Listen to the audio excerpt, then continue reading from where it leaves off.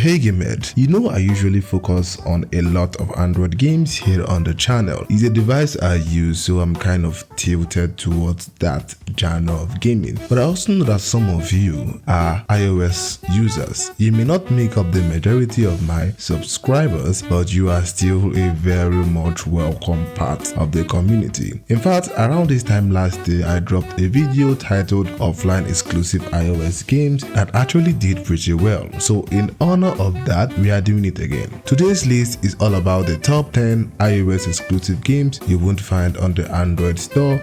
Quick note before we start, when I say exclusive, I'm talking about mobile gaming space. So yes, some of these might exist on console or PC, but as far as mobile game goes, iOS has it and Android doesn't. Alright, let's get straight into it.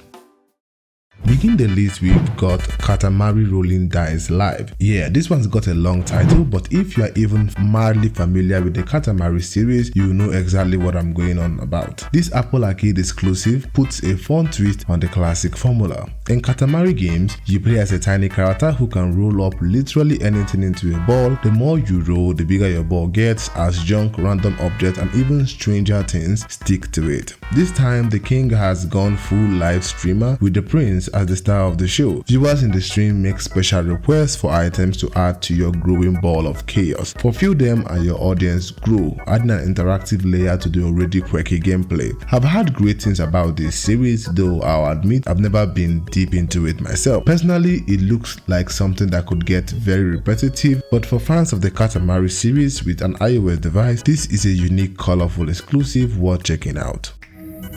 Continue the list, we have Junkworld. This is a tower defense strategy game from none other than Ironhide Studio, the studio I consider the king of the genre. They've given me some of my favorite tower defense experiences, and Junkworld is one I really wish had stayed on Android. It actually had a short soft launch period on the Play Store before disappearing and ending up as an Apple Arcade exclusive. Here, you lead a group of scavengers through a post-apocalyptic wasteland, setting up towers, deploying heroes, and fighting off waves after waves of enemies. Ironhide really changes their winning formula, but honestly, they don't need to. You still get beautiful animations, polished visuals, creative tower and hero design, and that steadily increasing difficulty that keeps you hooked. So if you've got an Apple Arcade and you're itching for that fresh tower defense experience, I think you should just try out Junkworld. Next up is Cypher 007. If you're a James Bond fan, you'll spot this one out immediately. Cypher 007 puts you in control of the legendary British spy himself, this time in a top-down isometric style that instantly reminds you of Space Marshals, which is funny because it's from the same developers. The story, Bond is trapped in his own mind by none other than the criminal mastermind Blofeld, and he's racing to break free before they flip him into a double agent. Along the way, you've got all the classic spy gadgets you expect, slick visuals, and that secret agent atmosphere. It's been said this game was made by true 007 fans. That's for you guys to discover, and honestly, you can see the love and attention in every detail. Next up is a very interesting, colorful, and beautiful arcade-style game by the name Grindstone. Now, this one takes a premise that's already been done to death and adds a whole lot of sweet flair to it. At its core, it's a gem-link match and destroy kind of game, but instead of shiny jewels, you are a dungeon-crawling warrior slicing through waves of enemies. Link enemies of the same type together, and your hero moves through them in one brutal chain, even though the layout sticks to that classic grid style. Along the way, you collect grindstones, unlock chests, and even face off against bosses, which is something you rarely see in this type of puzzle setups. The colorful visuals, smooth animation, and sleek UI make it a joy to look at, and you can upgrade your characters with different weapons and gear to keep things fresh. If you're after a game you can play one-handed and still has that stylish, satisfying punch, something that doesn't look like the kind of match 3 your mom plays, Grindstone is worth it. Next up is Beyond a Steel Sky, the sequel to the critically acclaimed Beneath a Steel Sky. You step back into the shoes of Robert Foster returning to Union City 10 years after the events of the first game. This time he's drawn back by the kidnapping of a child, a mystery that leads him into the city that looks like a utopia on the surface but hides plenty of cracks and shadows underneath its shiny exterior. The deeper Foster digs, the more he uncovers things that aren't quite what they seem. The art style has that Borderlands Telltale's vibe, leaning heavily on exploration, dialogue, and narrative choices over fast-paced action. It's very much a story-driven open-world experience backed by gorgeous visuals and a Steam rating sitting at a solid 9 out of 10, which says a lot about its quality. So if you're into immersive storytelling and world building, this one is a great pick.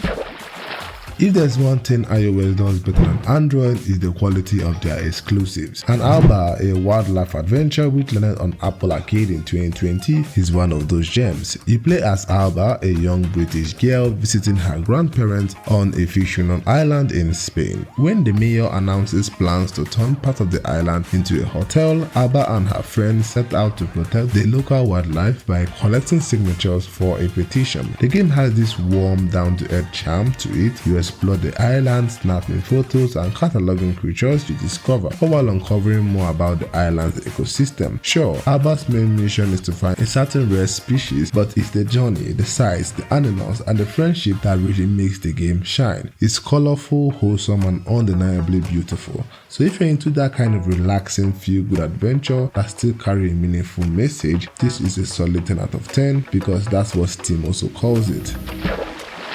Okay, next up is an impressive looking turn-based RPG known as Fantasian. This is an iOS exclusive title built from scratch for Apple Arcade back in 2021, where you play as the amnesiac Neo, who ends up in another world and must journey across multiple realms, caught between the forces of good and evil. Classic RPG stuff. But what makes this one stand out is its use of handcrafted dioramas for the game's background. A lost art that gives the whole thing a unique, almost tactile look. Pair that up with the top-down asymmetric view and you've got something that feels both old school and fresh. Then there is the Dimension mechanic, a brilliant little twist that lets you store random enemy encounters for later instead of breaking up the flow every few steps. I'm not the biggest fan of turn-based RPG myself, but I cannot deny that this one oozes style. It's beautiful, it feels premium, it feels clearly well made, and if you have an Apple Arcade, you should absolutely give this one a feel.